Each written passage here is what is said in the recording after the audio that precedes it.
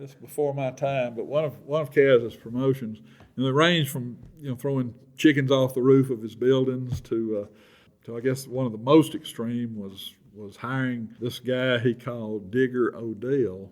Digger Odell. Digger Odell did this everywhere. I mean, he was a professional, whatever you want, burial guy. I mean, he was always getting buried. He did it in different places. He went from town to town.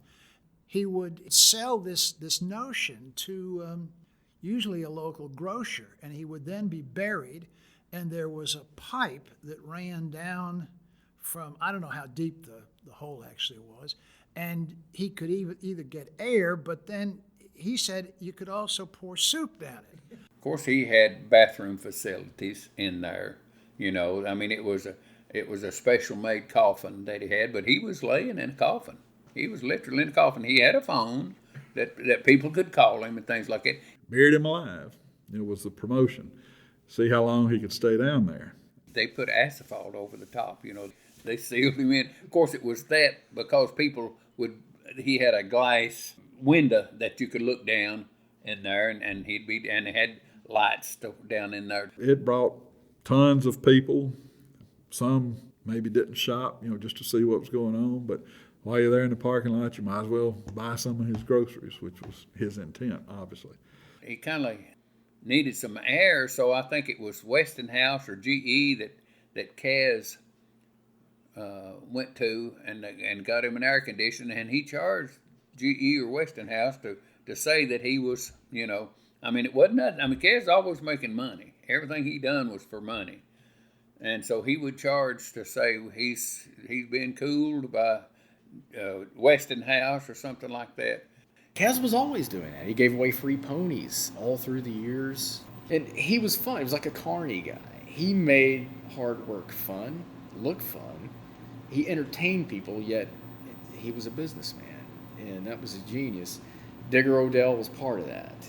It was an attraction that Kaz came up with to draw people, and it did. The parking lot would be full. I went to see Digger Odell one night. I read all this hype and saw it on Kaz's TV show. So I motored out on Chapman Highway just to see Digger Odell, and sure enough, there was this man down on the ground in this hole that had been dug, and I think there might have been a glass top on it, and I think air was pumped in there and all of that. It really wasn't such a big deal. It was hyped to the heavens, but when you got there, it was kind of disappointing. It's just a guy in a hole in the ground. I mean, it was no big deal.